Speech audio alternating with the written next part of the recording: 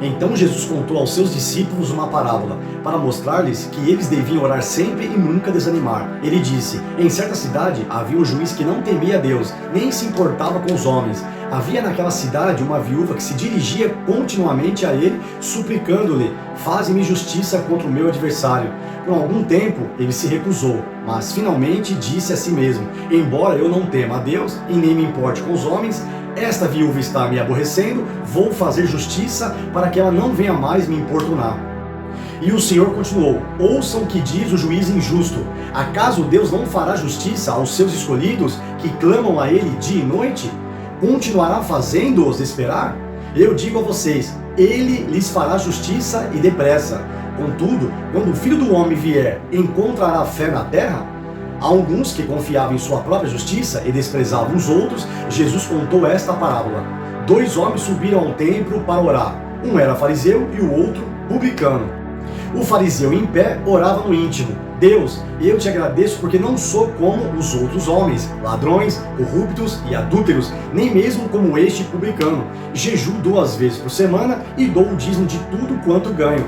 Mas o publicano ficou à distância. Ele nem ousava olhar para o céu, mas batendo no peito dizia: Deus, tem misericórdia de mim, que sou pecador. Eu digo que este homem e não o outro foi para casa justificado diante de Deus, pois quem se exalta será humilhado, e quem se humilha será exaltado.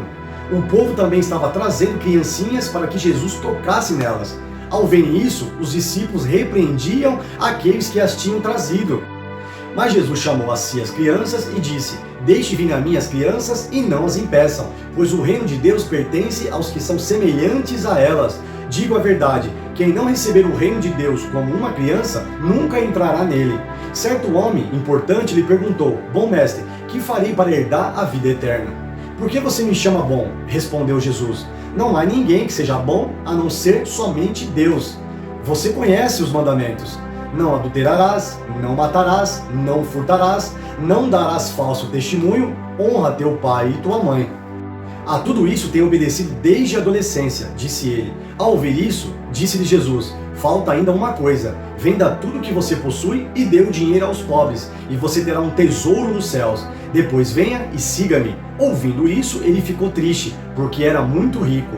Vendo-o entristecido, Jesus disse: como é difícil aos ricos entrar no reino de Deus. De fato, é mais fácil passar um camelo pelo fundo de uma agulha do que um rico entrar no reino de Deus. Os que ouviram isso perguntaram: então quem pode ser salvo? Jesus respondeu: o que é impossível para os homens é possível para Deus. Pedro lhe disse: nós deixamos tudo o que tínhamos para seguir-te. Respondeu Jesus: digo a verdade, ninguém que tenha deixado casa, mulher, irmãos, pai ou filhos por causa do reino de Deus, deixará de receber na presente era muitas vezes mais, e na era futura a vida eterna. Jesus chamou à parte os 12 e lhes disse: estamos subindo para Jerusalém, e tudo que está escrito pelos profetas acerca do Filho do Homem se cumprirá. Ele será entregue aos gentios, que zombarão dele, o insultarão, cuspirão nele, o açoitarão e o matarão. No terceiro dia ele ressuscitará.